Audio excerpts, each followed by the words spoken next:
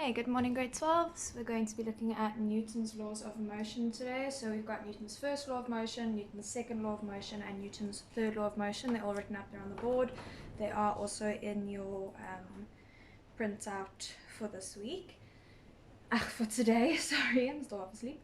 Okay, so starting off with Newton's first law, we've got an object will continue to move at constant velocity or will remain stationary unless it is acted upon by a non-zero net force. So you have to know what Newton's first law of motion says. You need to know the definition of the law, and obviously that means you also need to know how it affects us, how we actually go ahead and apply it. So with Newton's first law, the main thing we're looking for is if anywhere in your scenario it mentions the fact that we have an object that is stationary. Oopsie, sorry, that should be an A. Sorry, Danielle. Stationary. Or if anyway they say we've got constant velocity, or for that matter, zero acceleration. Okay, so if it says we've got a stationary object or an object moving at constant velocity, that means if net is zero, i.e. the forces are balanced. Okay, so all the forces acting in one direction are equal to all the forces acting in the other direction. So that is what Newton's first law tells us. Okay, that's the repercussions of Newton's first law. Then if we look at Newton's second law, these laws are all sort of intermingled. I don't know what the word I'm looking for is. They all sort of have a lot to do with one another. We're going to apply all three of them sort of at the same time. So Newton's second law, this is the one that says that when a net force acts on an object, that object will accelerate in the direction of the net force. And then here's the part that's important to us. The acceleration will be directly proportional to the net force. That would be a 1 mark. And inversely proportional to the mass of the object. That would be your second mark. Okay, so when you're quoting Newton's second law of motion, you do need the first sentence, but the kicker is the second sentence when you talk about the magnitude of the acceleration, how that relates to the mass of the net force. Okay, now what this means to us in our exams and our tests when we actually have to look at scenarios and apply Newton's laws is that the net force is equal to the mass times acceleration. So the net force experienced by an object will be equal to the product of its mass and its acceleration. Now whenever you use Newton's second law, you are going to have to expand. Okay, so what you do is you leave the right hand side MA. You might be able to make this A0. Okay, if this side is equal to 0, or in order to make that side equal to 0, you've got to refer to Newton's first law.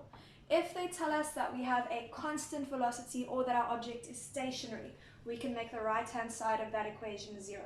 Okay, so you refer to Newton 1 in order to decide if you can make the right-hand side 0. The left-hand side, you will expand. Okay, and when I write here expand, I mean you need to draw a free body diagram. Okay, you always need a free body diagram to help you with this. Okay, you pick a positive direction and you expand it like that. So let's say we had a free body diagram that just looked like this. Let's say we just had an applied force and we had friction. Okay, then when we expand F net,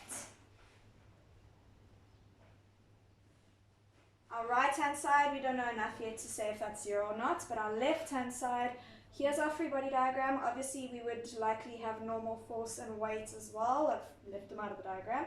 Okay, but our applied force, our frictional force, you pick a positive direction and you expand. So I'd have F applied, positive, minus friction. Okay. Then our last one, Newton's third law of motion. If object A exerts a force onto object B, then object B will simultaneously exert a force of equal magnitude in the opposite direction onto object B. So this is those action-reaction pairs. Okay, so our action-reaction pairs, let's say I had, this wooden block, and I was holding it up against the wall with my hand like that. My hand is exerting a force onto the wooden block. The wooden block is exerting a force back onto my hand, and there's also an action-reaction pair between the block and the wall.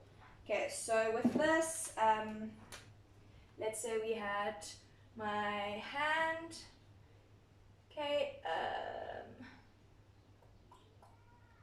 can't draw. Okay, that's my hand. That's the wooden block. Okay, and here is the wall. We've got the force of my hand on the block. We've got the force of the block on my hand. And then we've also got the force of the block on the wall and the force of the wall on the block. And these two are equal in magnitude, and these two are also equal in magnitude. Okay, but obviously in the opposite direction. So my hand on the block would be going to the right, and the block on my hand would be going to the left. The block on the wall to the right, the wall on the block to the left. Okay, this mainly comes into play when we are dealing with an object that is maybe moving horizontally but is experiencing vertical forces as well. So let's look at, let's say we've got a blokkie on the ground like this, and we've got an applied force up at an angle. Okay, and let's just say it's frictionless, just to make life a little bit easier. So here, our free body diagram, we would have normal force, we would have weight, and then this applied force we can put into its components. So we can say we've got F applied, some of you might call it F applied X or FX, depending on who taught you last year. I call it F applied parallel, so it's the applied force parallel to the surface, and then there's F applied perpendicular as well. Okay, so here the important thing is that our object, the force that our block is exerting on the surface, that would be its weight, okay? So the force exerted by our block onto the surface, its weight, must be equal to the force exerted by the surface onto the block, which usually would be its normal force, but now we can see it's not just the normal force, okay? So that's the force exerted by the block onto the surface. This is the force exerted by the surface back up onto the block. So here we can actually say that weight would be equal to not just normal force, but normal force plus F applied perpendicular. Okay, I'm going to go through this sort of thing in a lot more depth a little bit later on when we look at the individual scenarios you might run into. But just so you know, Newton's third law, that's where this little rule comes from, is the fact that those forces have to balance, because Newton's first law, our object is not accelerating vertically. Okay? When we pull something along the ground, it's moving horizontally. Its vertical acceleration is zero. Its vertical velocity is actually zero. So it's stationary in terms of its vertical movement. So we can actually use Newton's first in conjunction with Newton's third to come up with this conclusion that the weight of your object is equal to the normal force, plus F applied. Okay, then just one little thing I want to circle back to Newton's first. Sorry, I forgot something.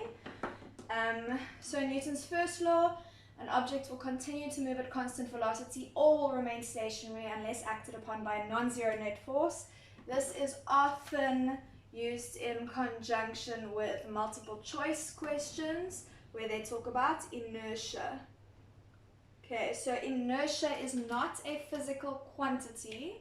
Okay, it's not, I can't measure inertia. Inertia is just a concept, it's a word we use to describe what happens when we see Newton's first law acted out in real life. So inertia would be like when you are sat in a car and you don't have your seatbelt on and the car suddenly brakes and you keep moving forward.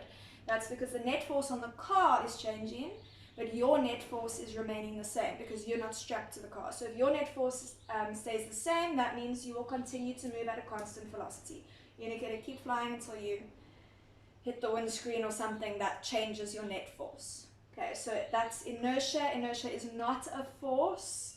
Okay, it is a word, it's a concept. It's just a word we use to describe what we see when Newton's first law happens in real life. So inertia, and then I just want to say here, example, seat belts.